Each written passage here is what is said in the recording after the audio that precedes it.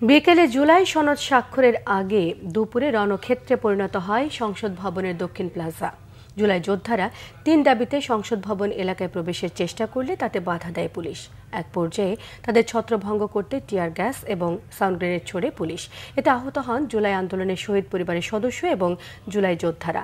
তাদের দাবি, জুলাই সনদ সংশোধন করে সনদকে স্থায়ীভাবে সংবিধানে অন্তর্ভুক্ত করতে হবে। বিস্তারিত জানাচ্ছেন মামুন আবদুল্লাহ, ক্যামেরায় ছিলেন ইনামুল হাবিব রুবেল।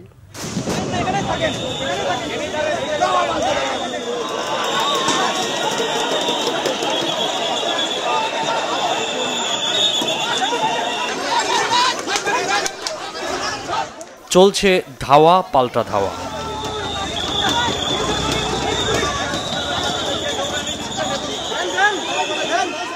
একদিকে পুলিশ, অন্যদিকে ২৪ জুলাই গণ অভ্যুত্থানে শহীদ পরিবার ও আহত যোদ্ধারা।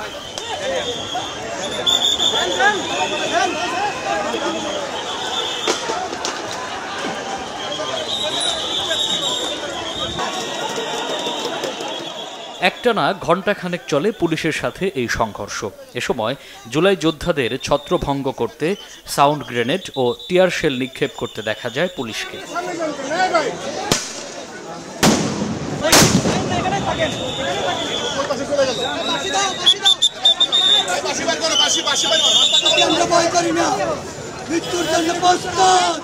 পরিস্থিতি শান্ত করতে আনা হয় সেনাবাহিনীকে।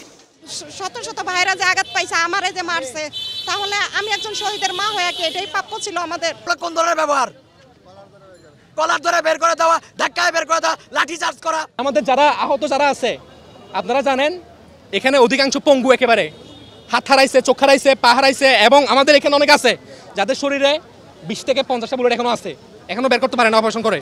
এর আগে জুলাই সনদের আইনি ভিত্তির দাবিতে শুক্রবার সকাল থেকেই মুহুর্মুহু স্লোগানে উত্তাল সংসদ ভবনের দক্ষিণ প্লাজার সামনের সড়ক।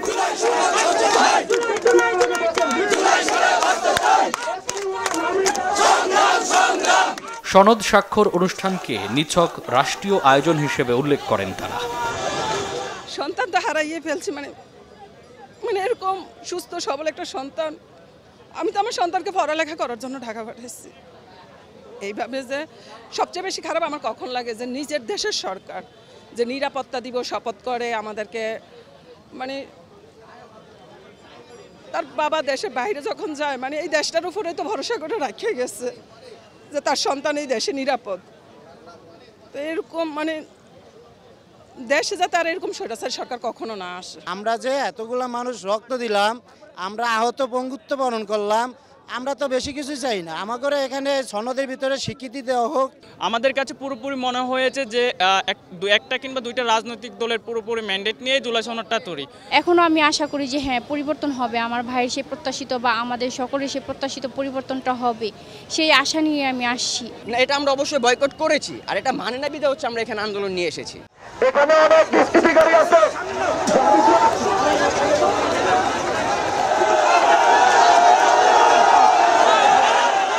এর আগে জুলাই সনদ স্বাক্ষর অনুষ্ঠানকে সামনে রেখে বৃহস্পতিবার রাত থেকেই সংসদ ভবনের মূল ফটকের বাইরে অবস্থান নিয়ে আন্দোলন করছিলেন জুলাই যোদ্ধারা।